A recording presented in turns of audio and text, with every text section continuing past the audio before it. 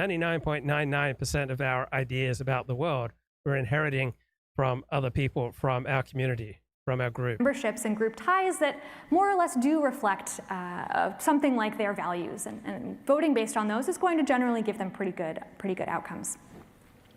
But of course, thinking about politics through groups has huge downsides, and one of the maybe most salient these days is polarization.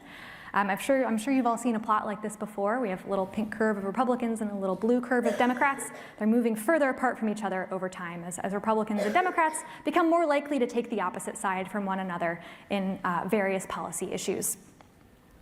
And this is not just a policy divide. People often these days feel much more negatively towards people in the other party than they did before. This is a plot of people who are saying they would be upset if their child married someone from the opposite party. These days, maybe a third or a half of people say they would be upset if this happened. And in the 1960s, these numbers were close to zero.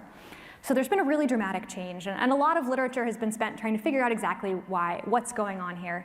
There are a lot of explanations, especially great ones at the elite level that are not really under my purview today, but one that is this. As more groups have come to sort based on party, as more of your identities are aligned with either the Democratic or the Republican Party evenly, people's animosities towards one another have more and more reasons, more and more justifications. So just to explain a little bit. In the 1970s, your ideology was not particularly predictive of your party, especially at the mass level. There were a lot of conservative Democrats and a lot of liberal Republicans. These days, that's just not the case. People who live in urban and rural areas are increasingly likely to belong to different political parties from one another. And people with different beliefs about race and racial progress are increasingly likely to belong to different political parties from one another. So if you imagine someone from 1960 answering this question, would you be mad if your child married someone in the opposite party? Maybe not. That person might still share an ideology or share a geographic membership with you, still feel. So is polarization really, that awful a thing? The United States has the most thriving economy in the world, right? And our politics look the most dysfunctional, all right? The culture wars operate at 5 to 10% of the intensity of America in Australia and in Europe, right? So Janan Ganesh, the most prestigious, most talked about columnist writing today, writes for the Financial Times, got a column out. Lesson of the Great American Boom, maybe politics, which for decades has been dysfunctional in the United States, doesn't matter that much. And that's the point that Tom Wolfe made, that American politics is incredibly boring, that American politics is a freight train just going down the railway tracks, and people on the right and people on the left complain, but that train is just going to keep going down the tracks. So in Europe, you hear a lot of American voices. Why? Because of the power of American tourists, because their economy consistently outperforms the rest of the world. And America continues to roar ahead, all right? The stock market is at an all-time high. Yet there have been more presidential impeachments in the past generation than in the previous 2 centuries of our republic. Right? At the turn of the millennium, 44% of Americans trusted the federal government. Now 16% do. The U.S. failed to achieve a peaceful transfer of power at its last election. All right, so much political turmoil, so little economic consequence. Why? Because politics does not play much of a role in most people's lives. So politics is usually not that important. Occasionally, it becomes a matter of life and death. Most of the time, it's not that important.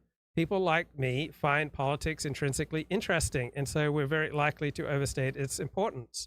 But as long as the state maintain some basic level of physical security, contract enforcement, and tax collection, right? It really doesn't matter that much what happens in politics. Whether Donald Trump or Joe Biden is elected president in November 2024, it doesn't matter that much to your life, right?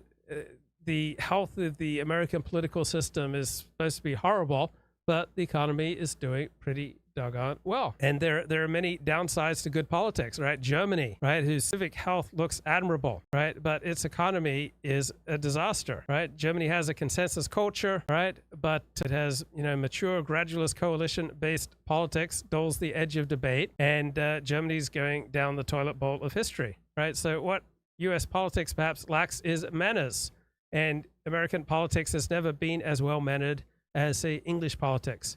But maybe American politics makes up for it in creative tension, the churn of ideas. Right? This is a country that executed a world-changing switch from free trade to protectionism at the speed of light. Maybe the casual relationship between politics and economics goes in the opposite direction, that voters feel liberated to dabble with the extremes because growth is so strong that they can take it for granted. Maybe Trump is affordable. Maybe wokeism is affordable. So why do we have this coexistence between economic success and political failure?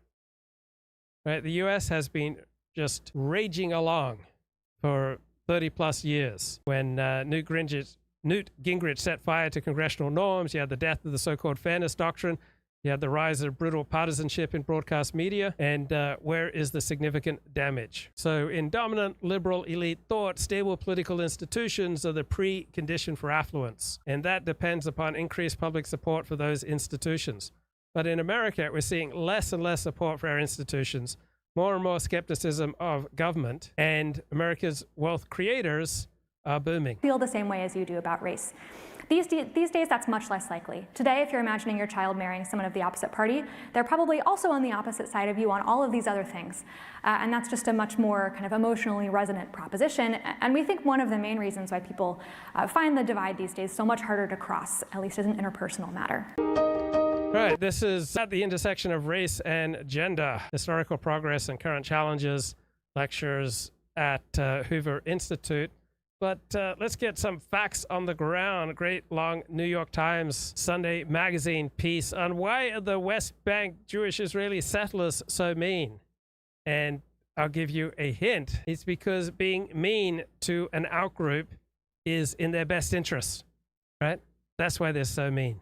This article is from the May 19th, 2024 issue of the magazine and was written by Ronan Bergman and Mark Mazzetti, with additional reporting by Natan Odenheimer.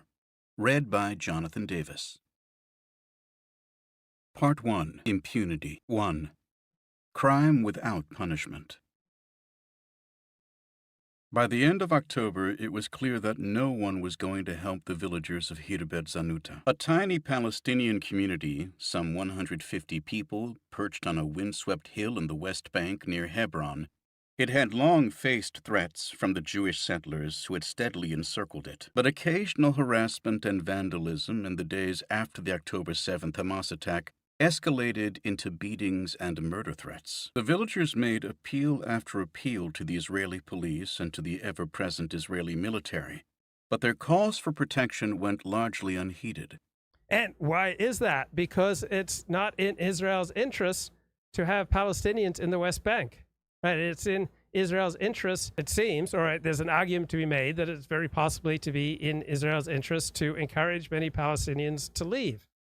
So if you are relying on the rule of law to overcome other people's intense interests, all right, you're going to be in for a great deal of heartache, which seems to be happening for Palestinians on the West Bank. And the attacks continued with no consequences.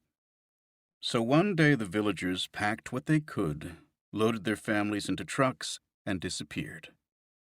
Who bulldozed the village after that is a matter of dispute. The Israeli army says it was the settlers. A senior Israeli police officer says it was the army. I mean, would you really want to live in a community where it's in the best interests of the community to not allow you there, and you're just going to rely on the rule of law to keep you safe? That's a pretty bad bet.